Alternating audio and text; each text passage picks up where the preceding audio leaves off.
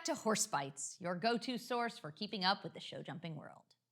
This second week of January and first major event week of the year already saw some top competition across the globe.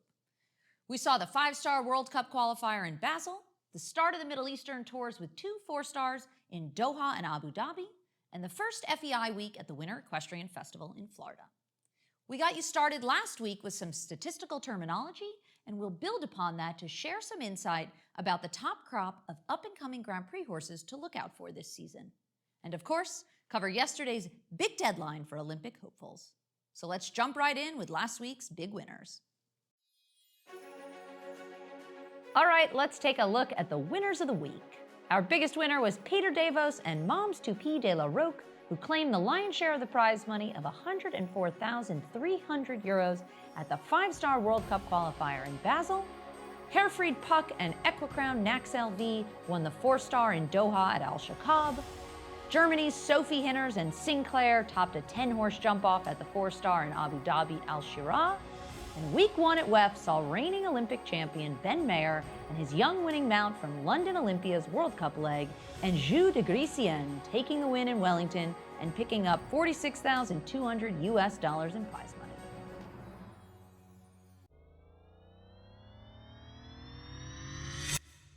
Welcome to Showstopper, powered by EquiRatings.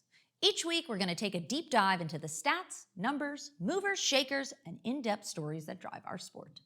We will provide analysis and a breakdown of not only the highest ranked or the current winners, but give an outlook on past and future performance so we can track the progression of horses and riders across the sport. As discussed last week on Showstopper, we use the ELO rating system because it is highly correlated to jumping clear rounds, taking into account the size and quality of the field, while horses gain and lose points based on who they finish ahead of or behind. To reiterate, the top 1% of show jumpers on average have an ELO rating of over 775. The majority fall in the 600 range, while horses that are rated below 500 fall in the bottom 3% of show jumpers. To clarify even further, this means that the top 1% of Grand Prix show jumpers jump clear 58% of the time, while the bottom 3% of show jumpers jump clear only 7% of the time. As 2024 is just getting started, we wanted to take a look at the upcoming superstars as they begin their 11th year in the sport. As we saw last year, there wasn't a single horse in the top 10 rankings under the age of 10, and historically, exceptional performance as a 10-year-old is a huge indicator of future success. In fact, 2 top-rated 10-year-olds of the last decade both became Olympic champions. Explosion W, who reached an ELO rating of 806 as a 10-year-old back in 2019, and Big Star, who reached a rating of 776. As you can see, every single one of the all-time top 10-year-olds had tremendous ratings, and the older ones all went on to become household names. So the question becomes, will James Conn Cruz, currently at 774, or Julien Epayard's LGCT Global Super Cup winner Dubai de Cedri at 770 maintain their form as they enter their 11th year and become the young challengers for the Olympic stamina test this summer? Their compatriots did it, and I believe at least one of them is certainly a strong contender, and the data backs that up. This particular crop of 10-year-olds is truly exceptional, and with the top 6 on the list already able to call themselves either 5-star meter 60 Grand Prix winners, championship medalists, and even the reigning European champion himself. It's certainly an exciting year coming up, and we can't wait to see what the young crop of superstars will do. The first time I ever came to Europe, I remember trying horses in original Steuben saddles and equating the brand with traditional European equestrianism.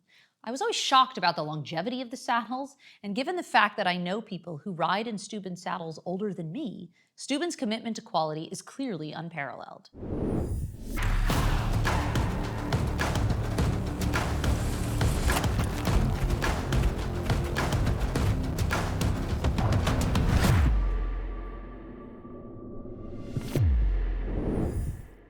Their new Aviator saddle is super comfy, has really grippy leather, you can personalize it to your style, and it utilizes the most modern sporting technology to ensure high performance capabilities.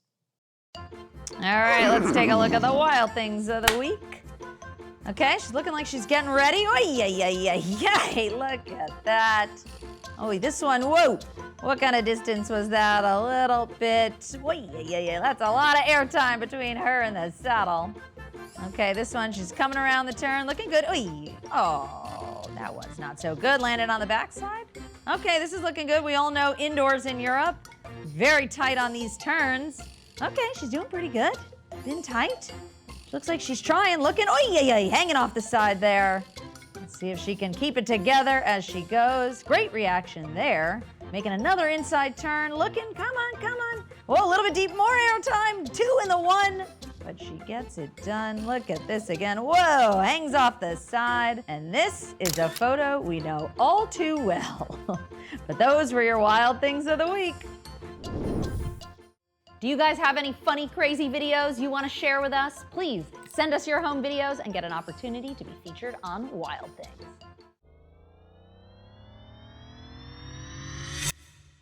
Today is January 16th, and that means this week's Weekly Wonder, we're talking about the importance of yesterday's January 15th deadline for Olympic ownership declarations.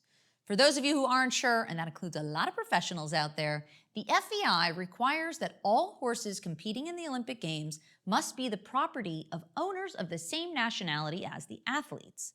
And although horses can compete throughout the year at every single other event under a different sport nationality than their rider, at the Olympics, they must be the same. That being said, the rule is rather lenient given that the FEI makes 0 requirements of proof of ownership other than to require a declaration of ownership by the same date. So essentially, if you say that it's owned by so-and-so, then so be it. And that is all that is required as proof. A bit of a farce if you ask me. However, according to official FEI legal documents, the rule is based on fairness and transparency and is not simply a formality. Let's take a look at the details of the rule. The nationalities of the horse and athlete must be the same. Clear. Only horses owned by an owner and athlete sharing the same nationality can compete, preventing leased horses from participating.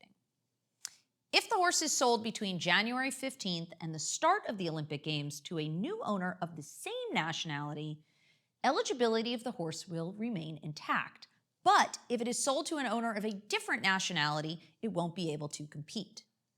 Owner, according to the FEI, means anyone having a property interest in the whole or part of the horse. However, and this is important, even less than 1% constitutes a part, and since no proof is required, it could even be 0%, but if the person is officially registered with the FEI, they will be considered the owner. Horses may be owned by individuals and/or companies, and/or by partnerships of individuals or companies. If the horse is owned by a company, the nationality of the horse will be considered that of where the company is registered and not where operations take place. And when a horse is owned by a company, no individual with legal ownership in the actual company even needs to be named. So what does this all mean? Essentially, leading up to, and often right up until January 15th of an Olympic year, there is a mad panic of riders and owners entering tons of horses as having changed ownership to ensure their potential of eligibility for the games. And since the FEI requires no legal proof of ownership, many people just add the rider as an additional owner of the horse, even if it's not legally true, to ensure they fulfill this requirement. So why does this rule exist? According to an Irish Independent article, the rule was put in place to prevent wealthier nations from buying horses just before the games in an attempt to buy medals. It essentially protected horse-rider combinations from being split up and forced proper partnerships between horse and rider to be formed prior to jumping in Olympic Games. In theory, a solid rule with good intentions. But let's not forget that it costs upward of €800 to change the name in an FEI passport. So this also seemed like a money-making endeavor for the FEI, since riders would clearly opt to re-register more than one horse due to the unforeseen nature of our sport at the same start of an Olympic year, so not as to limit one's potential from being selected to a team. The FEI claims the rule is based on fairness and transparency and sets out clear and rather simple instructions for compliance. Amazingly, however, Every Olympic cycle, this rule seems to catch a few people out and squash their dreams of heading to the Games. Take, for example, Daniel Blumen and his horse Gemma during the last Olympics in Tokyo, where he missed out on competing because he overlooked the rule. Originally, owned by Blumen's own American company, he simply forgot to change the ownership nationality prior to the deadline and then claimed that his company was in fact a pseudonym and not even a real company, and therefore the only nationality of the horse could be his own. As you can see, the rule, despite being rather simple, certainly weeds out people early on in the Olympic campaign. During the Rio Games, however, a similar dispute arose with Irish rider Greg Broderick and MHS Going Global, where the validity of the owning company was registered in Canada legally, but it was registered as an Irish company in the FEI system. In this case, the FEI allowed the entry because according to their rules, everything was in order despite having zero basis in reality. The FEI are steadfast in upholding the rule because they believe it ensures a level playing field amongst all competitors and helps protect horse rider partnerships leading up to the Games.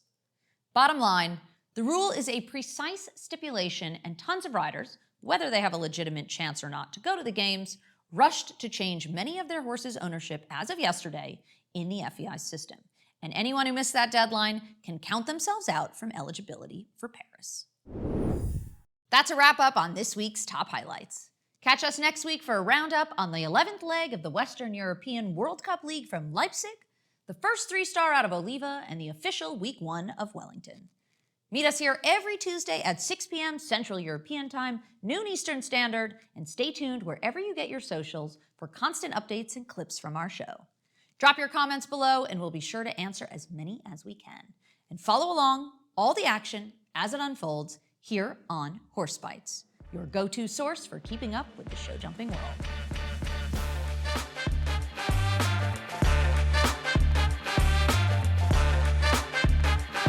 Hey guys, Flying Feathers here. Follow us wherever you get your socials and be a part of the Horse Bytes community.